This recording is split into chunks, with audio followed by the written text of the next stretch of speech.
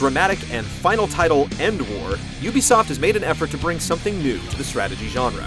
By focusing on a small number of units, a tight set of rules, and voice command technology, the latest game to bear Tom Clancy's name executes a killer strategy that demands attention.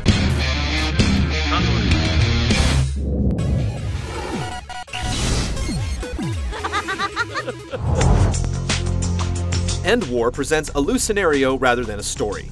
Russia has risen to power as an energy broker, the loosely bound European Union has become the formidable European Federation, and the United States has upset the international community by constructing an intimidating space station called the Freedom Star. One terrorist attack later, and the three superpowers are duking it out World War III style. It works as a setup, but if you're looking for drama and narrative, you'll want to pick up the novel.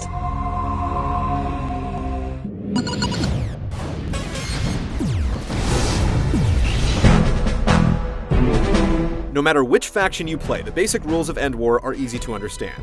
You want to secure satellite uplinks on the map to earn command points, which you can spend on deploying up to 12 units at once. Or, you can cash in those same points for support options like airstrikes. The victory objective depends on the battle type. Assault focuses on destroying units, Conquest has you securing and holding uplinks, and Siege requires the attacker to destroy crucial targets within a time limit, or be annihilated by a massive counterattack. Conquest is unique in that it incorporates a major strategic shift known as DEFCON 1. When one side holds the majority of the uplinks, a victory timer appears, and the losing side will have two options. They can crash the uplink, effectively taking it out of play, and launch their faction's WMD. Once one side drops their WMD, the other side is free to retaliate with theirs. They won't level a city, but they do pack a punch and cover a relatively large area. This shift to the game's balance keeps matches interesting and ensures that even if you're getting rolled, you'll at least get the chance to do some damage. There's a basic rock-paper-scissors relationship between units. Riflemen beat engineers, engineers can beat up on armor if they have cover, and tanks destroy anyone on open ground but lose to flying gunships, which are vulnerable to transport vehicles. It's understandable without being simplistic, and plenty of exceptions to the rules expand your potential tactics. Infantry can go toe-to-toe with anything if they're holed up inside a building, and vulnerable artillery can strike safely from a distance. Every faction uses the same types of units, but each superpower is slightly different. Generally speaking, the US is well-rounded with a focus on precision strikes. Europe is all about speed, and Russia's units are extra beefy. Past that, faction-specific upgrades you purchase in the barracks can help your unit survive bad matchups, letting you personalize your strategy and making you care a little bit more about your high-tech force. Skirmish mode lets you set up a game instantly, otherwise each individual battle takes place in the broader context of a world map where the game's three factions battle for control of territory. The game's offline campaign mode and online theater of war mode are functionally identical, the only difference being that your online components are human. One-on-one and two-on-two matches are possible, and human players can team up with or against computer players. EndWar features a robust campaign and plenty of online options to scratch your strategic edge.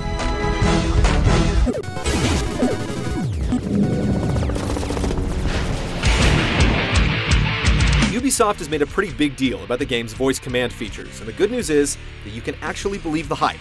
The recognition worked very well, letting you quickly order advanced commands walkie-talkie style using simple sentences. Unit 3, secure Alpha, and that's going to tell these guys to go and capture that objective point. It's not required, and you can do everything with the controller, but voice controls are incredibly efficient and leave your hands free to manipulate the game's camera or focus on another task altogether. If you speak clearly and remember the commands, you get a lot out of it, and will prefer to play that way. It's a great control method, but whether you play it in front of other people is your call. You can view the field and target enemies from the viewpoint of individual units, which lets you observe battles and trigger special abilities. If you've deployed a command vehicle, you'll also have access to the big picture. No matter where your camera is, you'll have a solid idea of who's capturing what. There's a lot to think about in a typical match. Quickly sending in soldiers to secure uplinks is important, but you don't want to overextend yourself in the rush. You'll need to constantly remember the rock-paper-scissors unit balance and think carefully about how to spend your command points. Like other good strategy games, when you're working fast and efficiently, you'll feel like a powerful human computer designed for the sole purpose of ruthlessly crushing your enemies.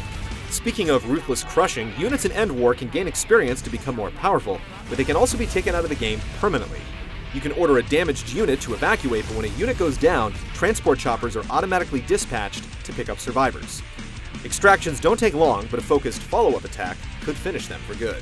Thankfully, losing a unit isn't the end of the world, which keeps the risk and reward levels enjoyable. Upgrades you purchase are applied to new units as soon as they reach the required rank, but it takes several battles to get a recruit back up to speed. Human players may or may not invest the extra time and effort to go for the final kill, but the computer doesn't go out of their way to grief you.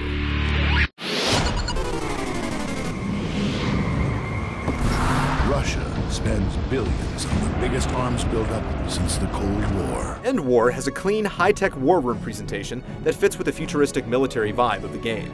The color-coded look is easy to understand, and situations are always verbally explained in appropriate, if ever so slightly hammy, international accents. Satellite imaging shows tanks offloading from the ship and moving to attack our uplinks along the Adriatic coast. There are a few cutscenes, but because the game isn't story-driven, you probably aren't going to miss them. After all, you've got a world war to fight. The end has begun. On the battlefield, things are a bit more chaotic. Looking from an individual unit's camera view can give you a good look at the action, letting you pan around or zoom in on targets where you can observe the battle behavior of individual units. Unit detail is clearly the highlight.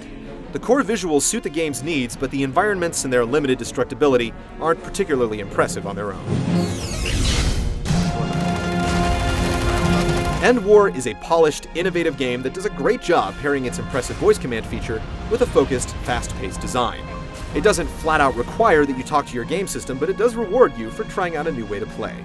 The game essentially plays the same whether online or not, but the number of strategies and counter-strategies gives the game legs. EndWar is console strategy done uniquely and done right.